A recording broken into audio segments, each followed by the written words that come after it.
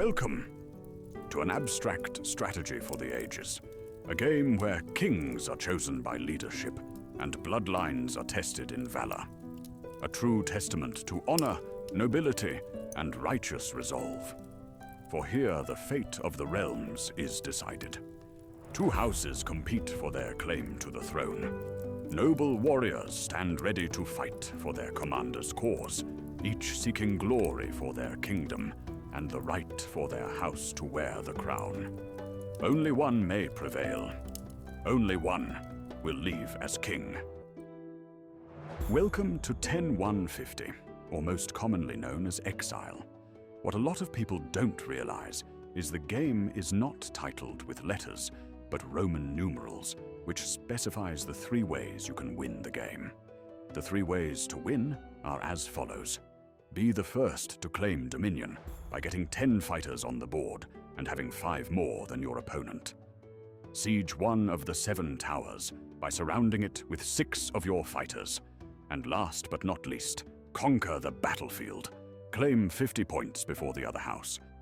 Finish any of these 3 objectives, and you win the game. Before we get too in-depth with how to achieve these wins, let's talk a little bit more about how each turn is played. Each player will take turns playing 2 actions per turn. You may play the same action on the same turn, but can only play 1 action per fighter. The actions that are able to be played are as follows. Place a fighter in the Colosseum. Move an already placed fighter up to 3 spaces. Use one of the fighter's special abilities, or attack an opponent's fighter that is in range of one of your fighters. This is the one action that can be played consecutively, but we will get more into that later. Let's take a quick moment to go over these individually and some of the rules that go with it. When placing a fighter, it's important to always place them on empty spaces. They cannot be placed on towers, outside of the Colosseum, or on top of other fighters. Only the empty spaces that you find most practical in your current strategy. When moving an already placed fighter, you may move them up to 3 spaces. This means that you may also move as little as 2 or 1. What you cannot do is move past other fighters, or through towers. This means it's very much possible for a fighter to get trapped in certain circumstances. Each fighter has a special ability that makes each player unique in their own way. Some fighters have passive abilities that have no need to be activated and are already in play.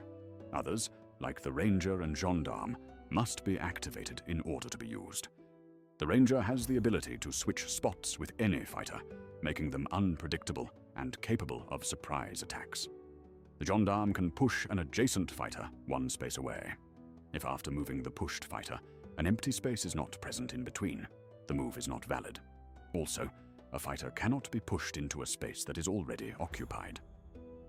The other fighters have passive abilities, which are as follows. The Peltast is the only fighter that can pass through other fighters when performing a move. The Templar cannot be attacked by other Templars. This makes them the only worthy defense against Templars. And last but not least, the Fingale has the ability to change his attack distance from 2 to 1 if he becomes threatened by an opposing fighter. Okay, this last one may come off a bit confusing, so let's go over it real quick. First, we'll go over attack distances, and then we'll discuss what it means to be threatened. Let's continue to use the Fingale as the example, and bring in 2 Peltasts to help demonstrate these traits. A fighter's attack distance is specific to each fighter. Each one determines the amount of spaces away an opposing fighter must be in order for an attack to land. The Fingale's attack distance is 2, so both Peltasts are out of range for this Fingale to land an attack on his next turn. As for the Peltasts, their attack distance is 2 or 3, which means one of the Peltasts is threatening the Fingale. Anytime that an opposing fighter has a Fingale in his attack distance, the Fingale becomes active and will be allowed to attack adjacent fighters on his following turn, such as this Peltast. I know this may seem like a lot to take in, but wait till the end and watch the example game to get a better feel of how these fighters play in action. You'll get a better idea of the flow and understanding of the game with step-by-step observations so that you know what you're watching out for and, most importantly, how to play effectively. Alright, let's move on and talk about the two different types of fighters in the game. There are charging fighters and ranged fighters. Charging fighters, such as the Fingale, will leave their spot and take the place of the fighter they are attacking. As for ranged fighters, such as the Peltast, they will stay in the same place when attacking fighters. Charging fighters have the ability to attack around bends, unlike ranged fighters, who are limited to straight paths as their attack field. Charging fighters each have an exact attacking distance of a specific number. Any more or less is not a valid attack. As for ranged fighters, they have a minimum and maximum attack distance number. The Rangers, for example, have a minimum attack distance of 2 and a maximum of 5. This means every space in between is capable of being attacked. Which brings us to our next topic: consecutive attacks. Each fighter is capable of attacking multiple times in the same action. The only rule is that the attack has to be legal and follow the other parameters that are designated for each fighter. Let's go back to the Ranger. All 4 of these fighters are endangered to be killed if the opponent does not move them. For the owner of the Ranger will only have to use one action to kill all 4 of these fighters. Let's look at another example. This Fingale looks surrounded, but if you look closely, it's actually not looking so good for Team Orange. On his turn, the Fingale could easily take out each fighter one at a time, because each of them are exactly the attack distance apart from this Fingale. Just a quick lesson to be mindful of where you leave your fighters. Let's talk about something less offensive and more defensive. Blocking. When seeing that one of your fighters is being threatened by an opposing fighter, you have one of 2 options. Option 1 is to move the fighter out of harm's way. But in some instances, the more strategic route is to find a way to prevent the attack from happening. This is where blocking comes in. Most fighters can be blocked by simply placing a fighter in the attack path. The most advisable spot is one out of that fighter's attack distance. For example, you can simply place a fighter adjacent to the threatening fighter within their attack path.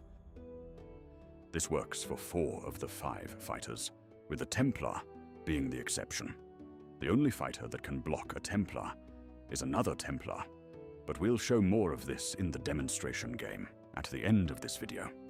Now that we know all the rules, let's introduce you to the fighters and all their traits. We will also go through their kill values, which is the points that are received when killing them. First, we have the Templar. He is a charging fighter with an attack distance of 1. His passive ability is that he cannot be killed by other Templars, and his kill value is 3. Next, we've got the Peltast. He is a ranged fighter with an attack distance of 2 and 3. His passive ability allows him to move past fighters, and his kill value is 4. Next, we have the Fingale. He is a charging fighter with an attack distance of 2. His passive ability allows him to reduce his attack distance from 2 to 1 when threatened, and his kill value is 6. After that, we have the Gendarme. He is a charging fighter with an attack distance of 3. His activated ability allows him to push adjacent fighters 1 space away, and his kill value is 8. And lastly, we have the Ranger. He is a ranged fighter with an attack distance of 2 to 5 spaces. His activated ability allows him to switch spots with an adjacent fighter, and his kill value is 9. Now that we know all of our fighters, let's see them in action and watch a quick informational run-through of how a game looks. Welcome to the Colosseum of the 7 Towers, a royal battleground forged for the fortresses of the fallen. A structure that stands as a testament to a new order. An election decided with limited bloodshed. 2 houses stand to prove to their kingdom who possesses the cunning and resolve to lead the people. 2 evenly divided armies, ready to fight for their house's cause and battle valiantly for the promise of a stronger heir. Each house receives 15 fighters, standing ready outside the Colosseum, awaiting their commander's next order. As I narrate the events, the action indicator on the left side of the screen will display which action is taking place at that moment. This allows for a more thorough explanation without taking up too much time. Let us begin. Team Orange will start by deploying their first 2 fighters, a Ranger and a Gendarme. Team Green follows, bringing out a Fingale and a Peltast. The Peltast is currently threatening the Gendarme, while the Fingale threatens the Ranger. This is a fairly typical occurrence, and it's important for commanders to remain mindful of their fighters, as keeping them alive is essential to maintaining the majority. Team Orange notices that Team Green was not being careful and overlooked that the Gendarme was within range, something that went unnoticed due to the Ranger obstructing the attack path. Orange moves the Ranger as their first action, and with their second action, slays the Fingale where he stands. Team Orange gains 6 points. Team Green is down, but not out. They respond by placing a Templar next to the Gendarme, while using their second action to deploy a Gendarme of their own. Orange must be careful here. This Templar has the potential to eliminate both the Gendarme and the Ranger in a single action. Templars are exceptionally effective at breaking up clusters of fighters, which can be devastating for the opposing house. Team Orange uses the Gendarme's special ability to push Green's Templar, then follows up by placing a Templar in its place. This creates a shield against the opposing Templar, preventing it from eliminating any fighters, while the new Templar stands as the first line of defense. However, Orange overlooks one critical detail. Another fighter remains in play. The Peltast now has a clear attack path to the Templar. For Green's first action, they eliminate the Templar, then follow up with an attack from their Gendarme. This earns Team Green a total of 11 points, leaving only the Ranger standing alone. Orange retaliates by placing a Templar between Green's Gendarme and Peltast. Their second action replaces the Gendarme they just lost. What Orange did here was clever. He placed the Templar where he knew he could do the most damage, and followed up with placing a Gendarme in the adjacent empty space. This prevents Team Green from pushing the Templar out of the way, and puts Green in a position where he's forced to move or lose his fighters.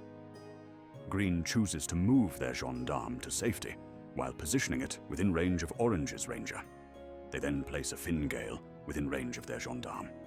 You may wonder why Green leaves the Peltast behind, but saves the Gendarme. And this is because the Gendarme and Ranger are worth much more than a Peltast, and killing either one would be worth the trade. For getting to 50 points can be as much as defeating 11 fighters, or as little as 6, making the Gendarme and Ranger the most valuable players of the game. For losing any one of them could change the score dramatically. Now, let's go back to the game. Orange takes the bait, realizing there is no way to block the Gendarme from threatening the Ranger. They begin by moving the Ranger into attack range of the Templar and Fingale. Next, they place a Gendarme to obstruct the Fingale's movement path. This traps the Fingale in place. It cannot move unless the Templar moves first. This is a strategic decision by Orange, who understands that the Templar must move before the Fingale can escape. However, what Orange doesn't realize is that this creates an opportunity for Green to activate the Fingale's ability. Green moves the Templar out of harm's way, clearing the attack path. The Fingale is now threatened by the Ranger, activating its ability. Green uses their next action to attack the Gendarme, but stops there, as the Fingale is no longer threatened. This is a unique and calculated decision that puts Green firmly in the lead. Now that you have a sense of how a typical game unfolds, let's fast forward to the most crucial aspect of all: claiming victory. As we move towards the end of the game, we can see that Green has not been doing a good job at protecting his fighters. The score is now 45 for Orange and 19 for Green. Green is now in a defensive stance, for losing a single fighter could cost him the game. What makes the situation even more unfortunate is that it's Orange's turn. Orange strategically places a Ranger and Templar to trap Green into submission. This is a very powerful move for Orange, for he has prepared for either fighter to perform the finishing move. Let's go over that real quick. If Green decides to take out the Ranger, the Templar will finish the job, since the Ranger cannot move after attacking. Thus, if Green tries to make an escape, they'll be just as much in danger by this other Ranger. It seems that Green is in a very stressful situation. But in the game of Exile, you are not rewarded for progression, but tactical thinking and consistent mindfulness. Because what orange is not aware of is that green is actually in the advantage, and taking the time to look at all of your possibilities is what makes this tournament the true decider of kings.